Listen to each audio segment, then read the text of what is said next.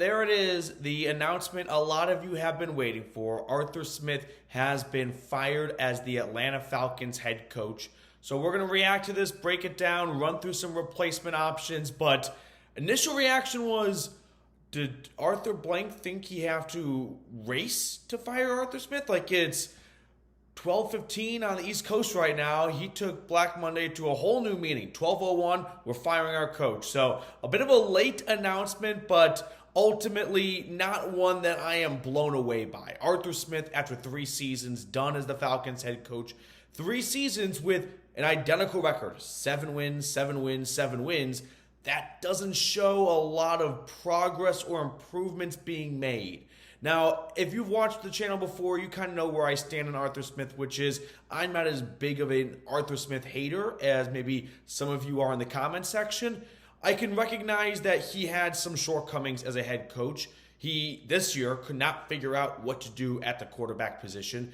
Kept going back and forth between Ridder and Heinicke down the stretch. He played a hand in picking Desmond Ridder, which was ultimately his downfall. Now, I don't know if we can put that solely on him. There is a GM who, by the way, Terry Fontenot, is being retained as the Falcons GM. He will be a part and assist with the new head coaching search, but it's going to be driven primarily by Arthur Blank. So that and McKay, the CEO.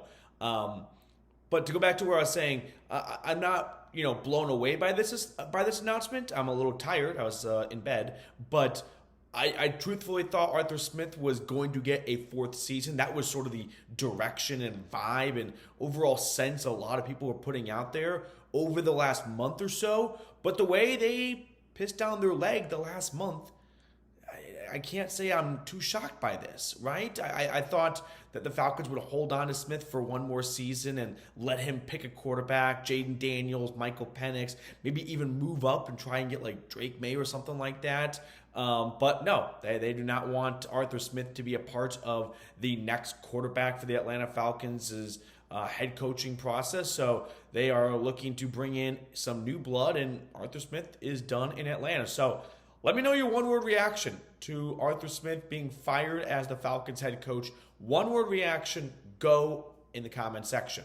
If I had to pick one word, I kind of wanted to pick, like, surprising. But again, I'm not too surprised by this. Maybe I'll go with turnovers, because that's what cost him his job. Like, Arthur Smith lost his job, let's be honest, because the quarterbacks couldn't stop turning the ball over. Did he make other mistakes in other places? Yes, he did. Like, he had Bijan Robinson, Drake London. He probably didn't get in the ball enough, and that's something he's going to reflect on this offseason and wherever he goes next. I'm confident he's going to get another coaching job somewhere else in the NFL.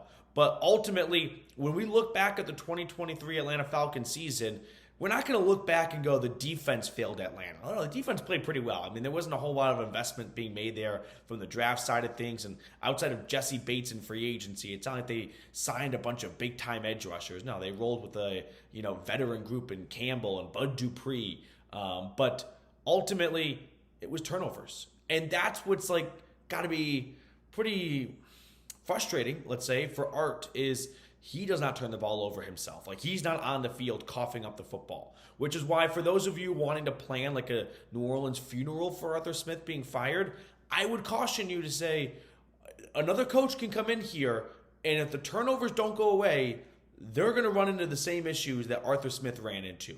Again, I'm pretty down the middle when it comes to evaluating Arthur Smith as a coach. Like, I think he did do some good things. I think them winning 7 games in some light is a disappointment, especially with their schedule and starting to build off of some of these young rookies or now 2nd and 3rd year players. But at the same time, when you turn the ball over that many times and your quarterbacks are the last year of Matt Ryan, Mariota, Desmond Ridder, and Taylor Heinicke, and I tell you they win 7 games that season, you might look at that and go, that's not a bad coaching job, all things considered, given he didn't have a whole lot to work with at the most important position. So I know that's going to be turned and twisted into I'm an Arthur Smith apologist or defender, but that's just my take on winning 7 games.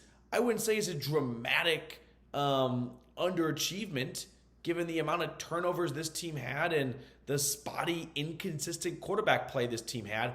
I'm not really sure how many other head coaches would have done a whole lot better given those circumstances. So that is my 2 cents in defending Arthur Smith. Is I do think he is a good coach. I think when you look at all the coaches that are going to get fired over the next 24 hours or have already been fired at this point, you're going to see that he might be one of the best of the bunch. Like, I take him over Frank Reich. I take him over Brandon Staley. I would take him over Josh McDaniels. If we see the Bears fire their coach, I would take him over Matt Eberflus.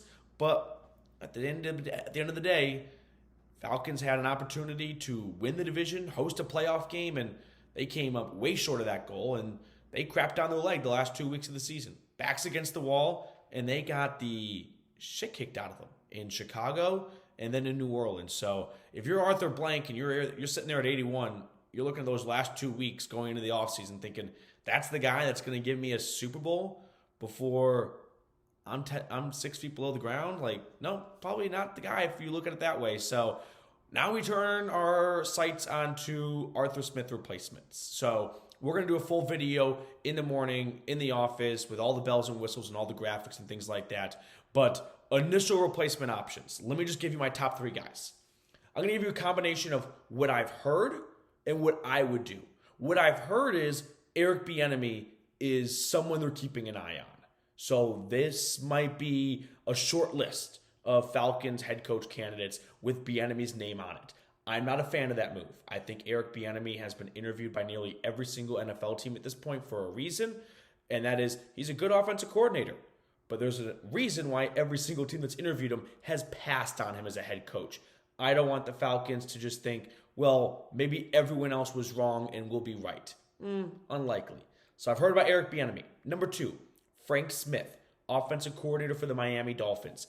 If Atlanta, which is currently built to run the football and run the football well with their offensive line, like investments being made there, right? Early draft pick in Bergeron, extensions for Matthews and Lindstrom, Drew Dahlman's a top 10 center in this league, right tackle Caleb McGarry got paid last offseason. Investments have been made up front.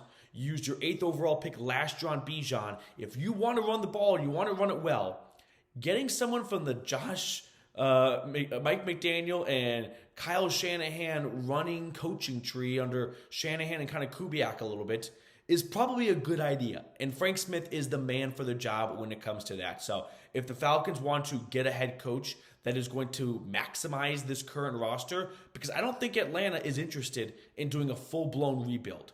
They just kind of did that 2 years ago. Like, they've got some talent now. They want to find a guy that can drive this car well. Frank Smith is that guy. The number 1 candidate, it is Ben Johnson, the Detroit Lions offensive coordinator. He is the Ryan Howard, bell of the ball. Don't drop the soap, don't drop the soap. Everyone is chasing after Ben Johnson. The question then becomes, do the Falcons go into the Black Monday of head coaching vacancies looking like the prettiest girl there?